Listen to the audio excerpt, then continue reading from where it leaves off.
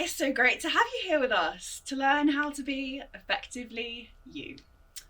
My name is Georgia Freshwater Blizzard. I am a textile design, video game and food geek who is very obsessed with personal branding and marketing. I'm thrilled to be here with my friend Elle Sims to host these sessions. Elle, can you tell everyone a little bit about yourself? Yeah, sure. So hi everyone, my name's Elle and I actually work here at Manchester Met. I work as part of the RISE team as an experiential learning tutor, and I'm actually the person behind this course, so I've been writing it with loads of collaborators and I'm really excited to share it finally and introduce you to all these different people who are experts in their field throughout the week. I also love food, and but not quite as much as I love dogs. I'm absolutely obsessed with my dog, and everywhere I go just watching dogs over people, really. Yeah, I'm definitely a dogs over people kind of person as well. This course, by the way, is something that I would have loved to have when I was starting out. I had a sneaky peek at the content that you're gonna be working through over the next few days. You might have already started working through the workbook for today's. What I can tell you is that it is juicy. It is so juicy and I cannot wait to get into it. Elle, can you tell us a little bit more about what it means to be effectively you? Because it's the first time I kind of heard this phrase. Yeah, sure. Well, first of all, I'm really excited that you're excited because I think that's going to help a lot with us having to kind of bring it all to life for you guys. But basically, this course is really about concentrating on how we're all amazingly unique. So we're all individual and none of our stories are the same. And if we can just kind of tap into that, really realising what sets us apart from other people, we can learn to embrace it and become masters at confidently living that every day, but also confidently sharing it. So I can talk to you about who I am and what I'm about, what I like, what I'm interested in. And that can really help me in my career, in my ability to just communicate really clearly, maybe networking. But also I think it's really valuable just to know who you are as a human being. So I've always kind of thought about being effective as being able to get where you want to go. But it's actually like so much more than that. It's really an opportunity to think about who you are. So personal efficacy is a bit of a buzzword at the moment. You might hear it: personal effectiveness, personal efficacy, being effective. And this course aims to set you up with the confidence to be able to begin to be effective for yourself. Okay. So a little bit of that like precursor stuff around actually knowing how to even go about setting yourself a goal that's realistic for you or relevant to you. Yeah, like when you see all of that stuff online, everyone says different things. It's really, really hard to know where to start. But what I do know is with the power of knowing who you are, you can make all your dreams a reality. And I'm not like understating that or overstating that or like anything in between. It's 100% true. Not saying it's easy, definitely not an easy task, but it is something that I wholeheartedly believe is going to be worth every moment of your time, especially like with me and Elle and the guests that we have coming up. It will truly set you up to get the most out of every opportunity that comes your way. So I guess the next question is, what's our agenda for the first day of how to be effectively you? Yeah, so today is all about dreaming. And dreaming is about letting go of the reality. So maybe that reality check that we give ourselves that might actually stop us from even starting something. And we're going to try and break through some of those blockers to be able to create a vision for the future that aligns with who you are. And that's really important. We're going to keep coming back to this thing about alignment and coming back to who you are as a person, what actually matters to you, what do you value, and what are you good at already? Yeah, that's something I think that we forget, like the things that we've already done and the things that we are already good at. Yeah. We never think about that. We're always thinking about what we want next. So exciting. Okay, let's get stuck in. Some of us were lucky enough to have a dream from very young. I knew a few friends that from 10 years old wanted to be a doctor or an architect or a ballerina. Others, including me, never had this and are still going with the flow after years and years of trying to pin down what we think a dream should be. Personally, I always wished that I could have been one of those people that had a dream. But the reality is so much more fluid and fun than that. Even though it doesn't feel like it, you have a long life ahead of you, and everyone has the ability to shape their future.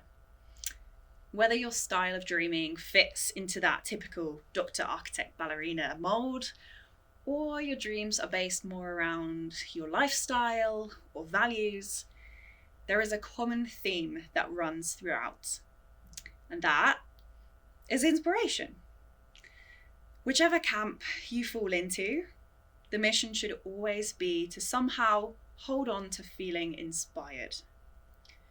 It can be the hardest task of all, especially in a world that is constantly telling us that we can't do this, or go there, or be this, or care about that.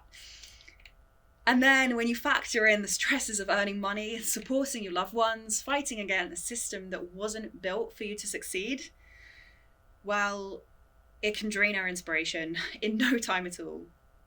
Sometimes there just isn't room to feel inspired.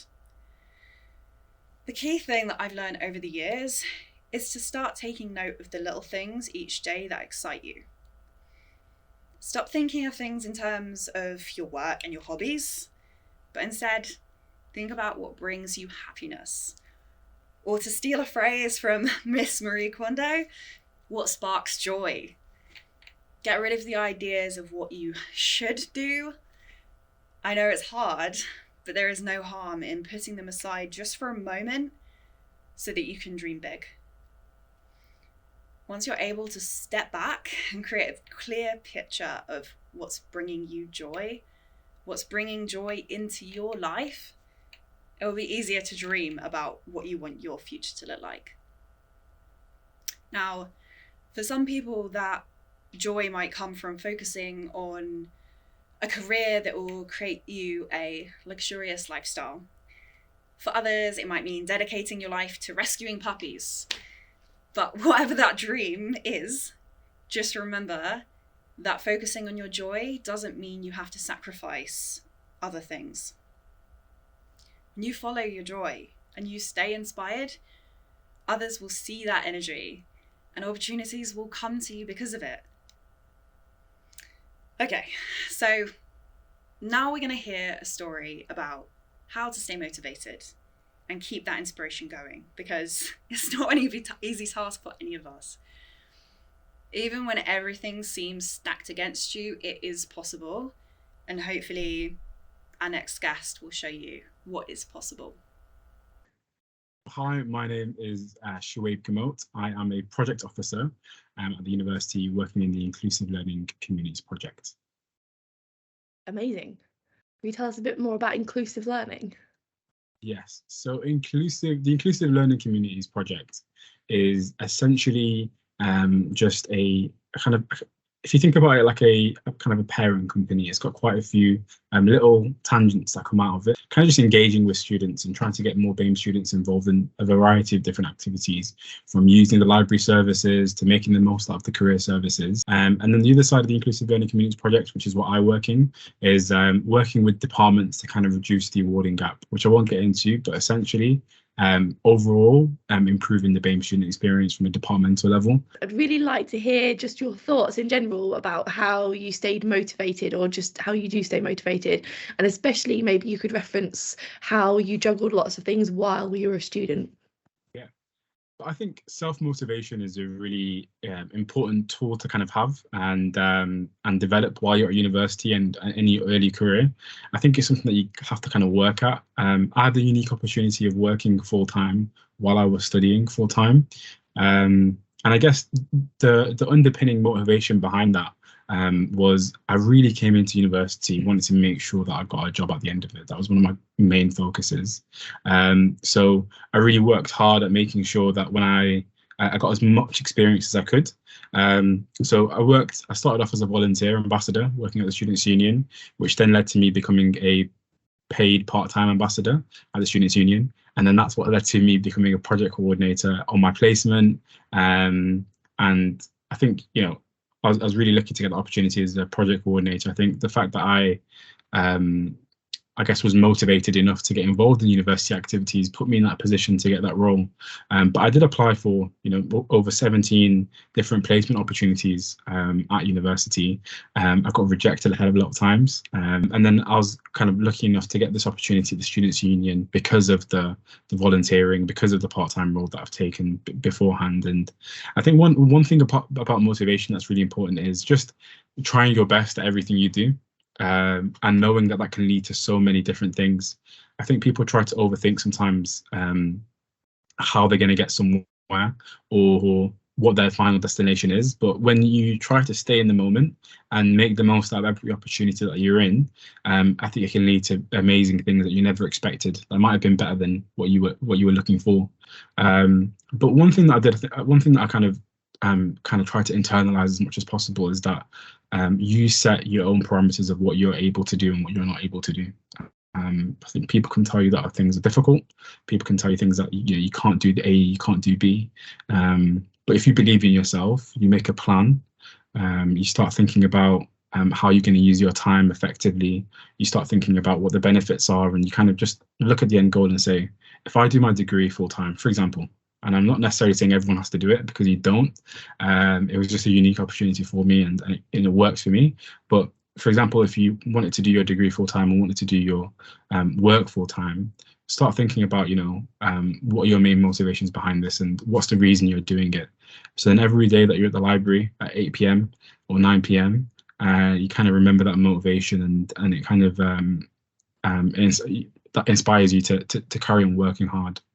Like, if you find your why and your purpose, then inherently motivation might come around somehow.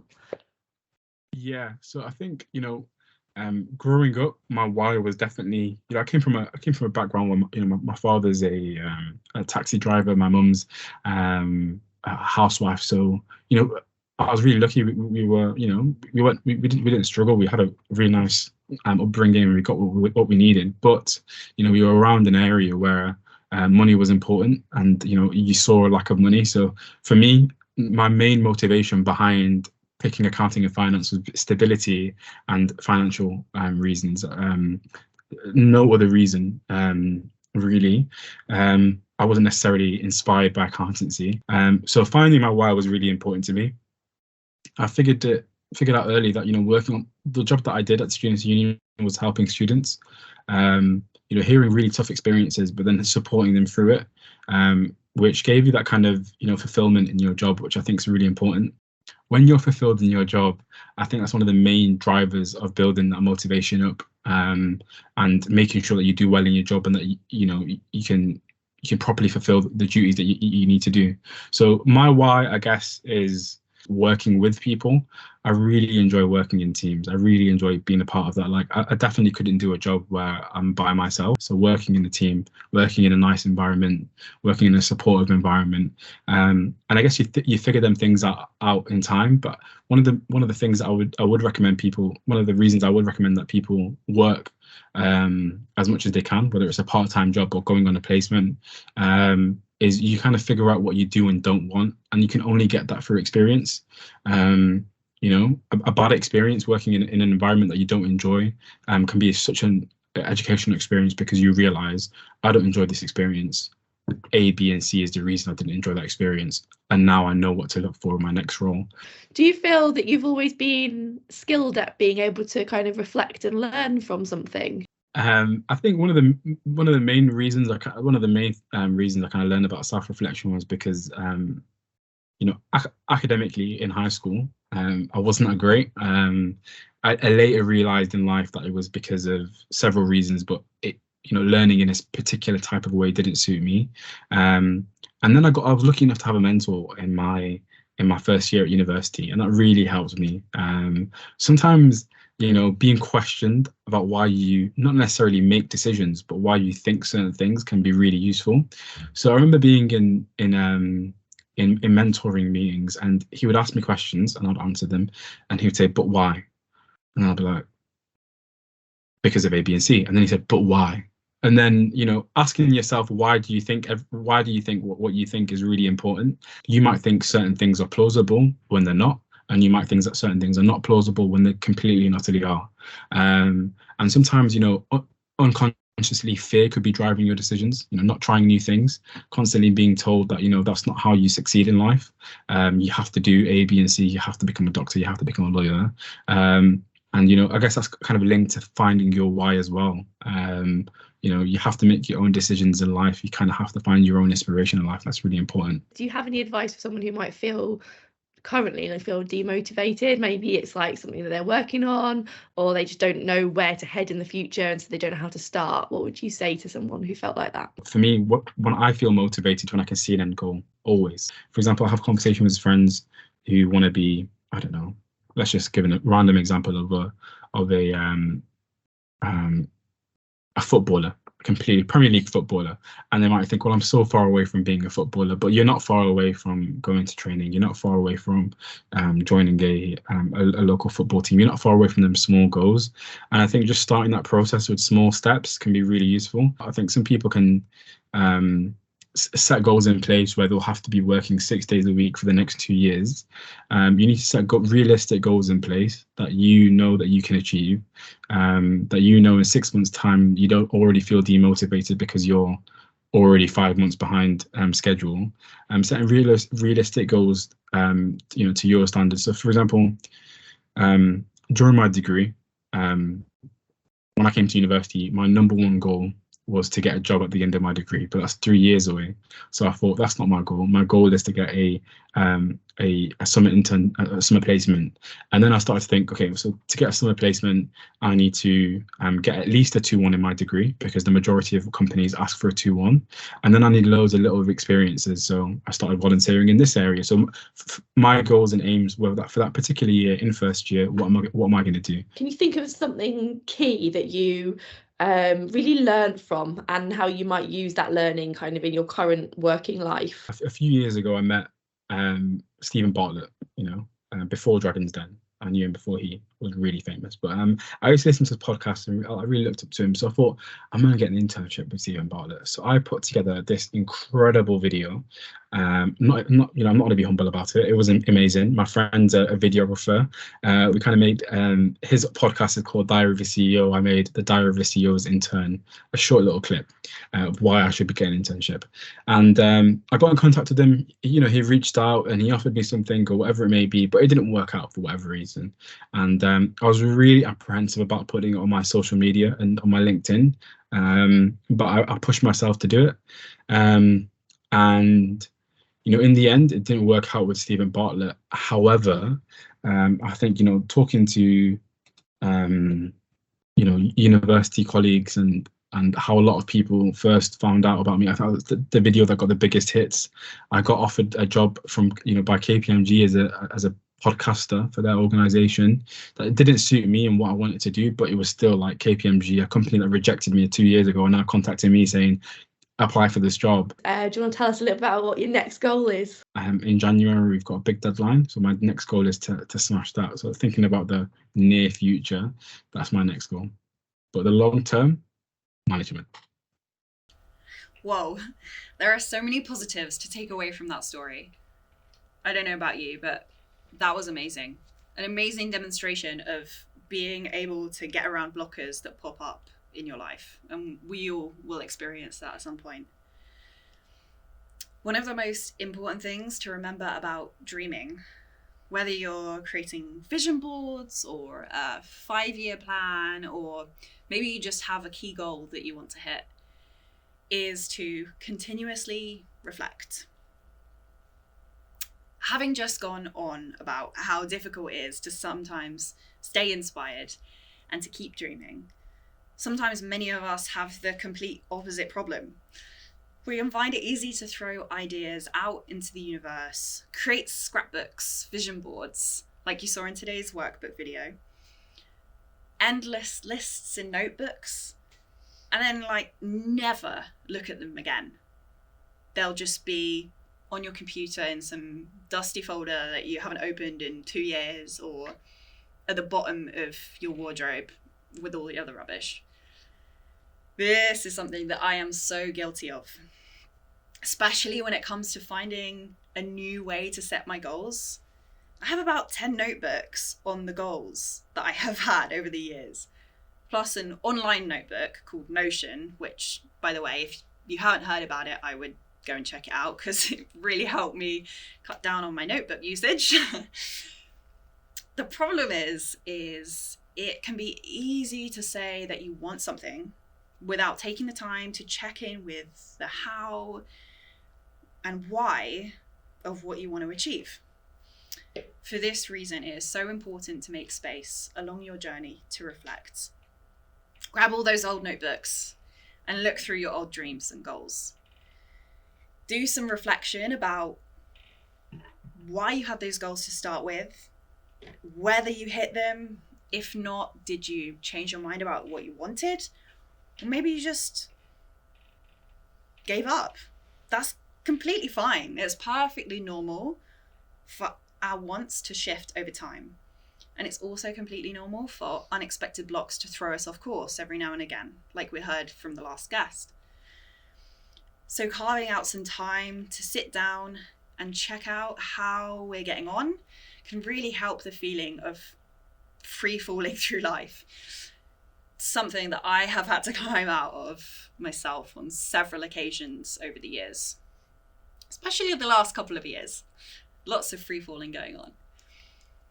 Whenever you are in a dreaming, vision setting, or goal setting session, set reminders to yourself using your phone or your diary, whichever you prefer, to check back in at regular intervals.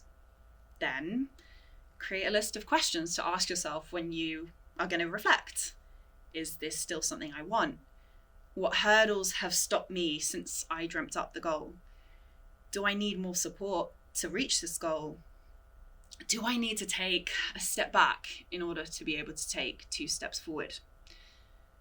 I want to drop in a friendly reminder that becoming uninterested in a goal you previously set is completely fine.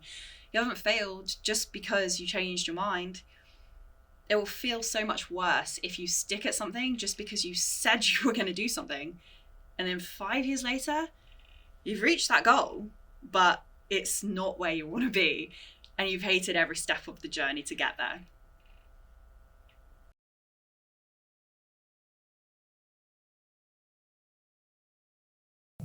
So I work as an enterprise projects coordinator at Manchester Met University, and basically my team is about supporting students and graduates into self-employment, whether that's freelancing or starting their own business.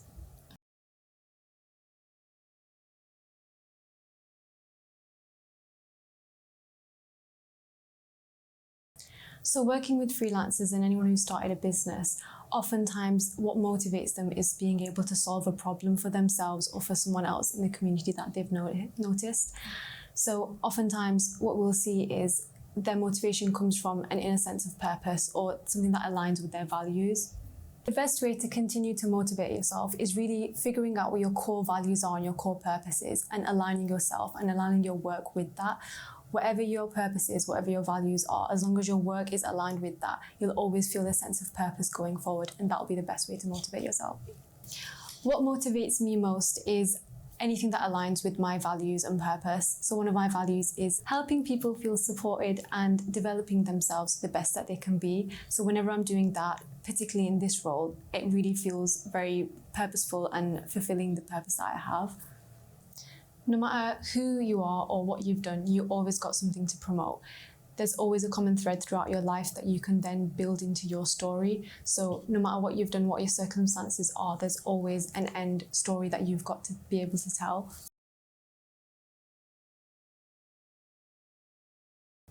One of the best ways to self-promote is to not necessarily think of it as self-promotion. Think of it as sharing your story with others and connecting through that story. There'll be other people who have similar stories and who have similar purpose and similar values.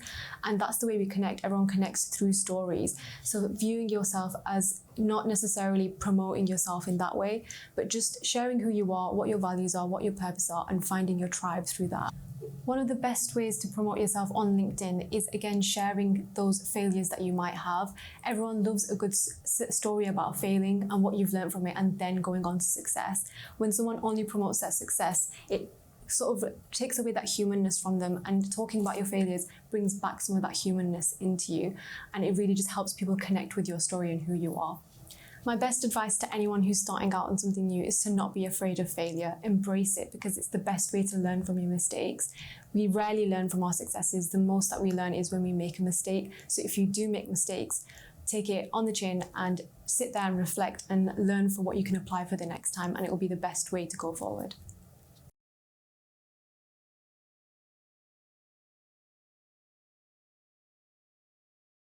So we have come to the end of day one, and I just want to really say thank you to everyone for taking part and taking the time to go through the workbook and the activities.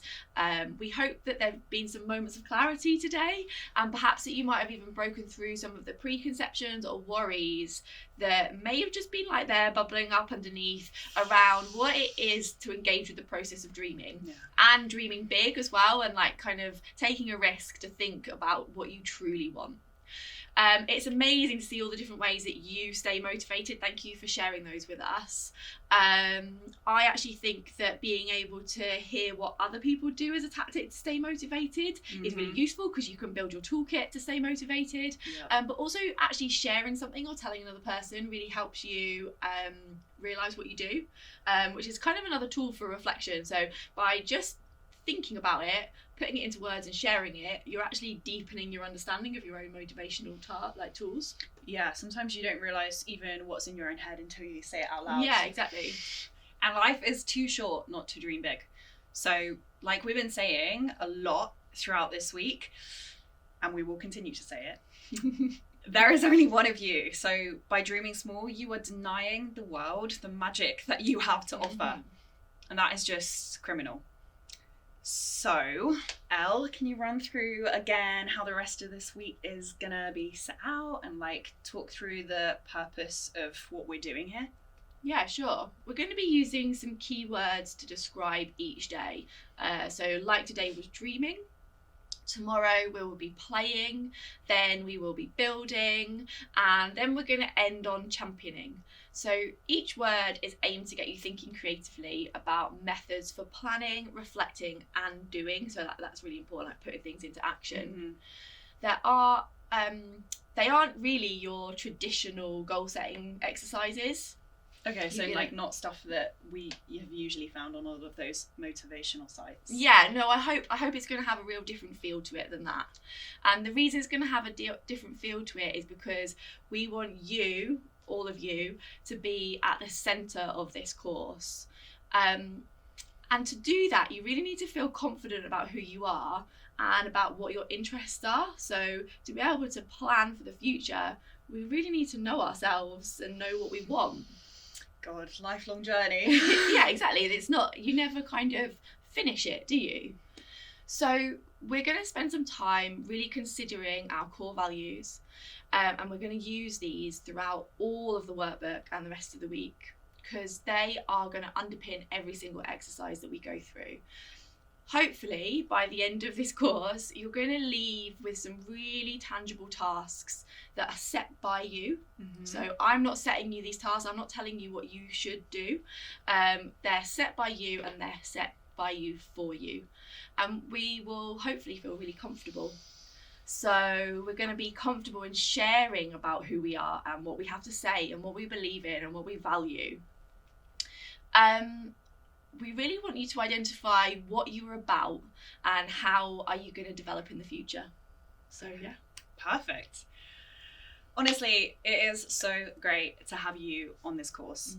I really think it's going to change the way that you think about setting yourself up for success, creating the best version of your future.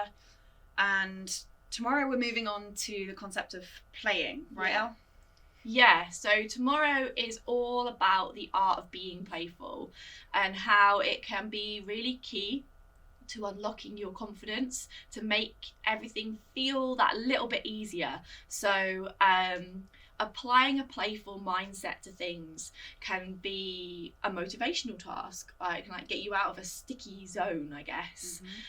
But also it can be an ideas task. So if you don't know where to start and you want to come up with ideas, playing is really, really valuable. And we're going to hear from Claire Knox-Bentham, who is an expert in really identifying our core values and having some time to reflect and think about who we are. And then we're going to hear from Rachel Walker from the Play Philosophy. And Rachel's going to talk to us about using playful thinking to unlock creative problem solving. Cannot wait. Yeah. See you tomorrow. See you tomorrow.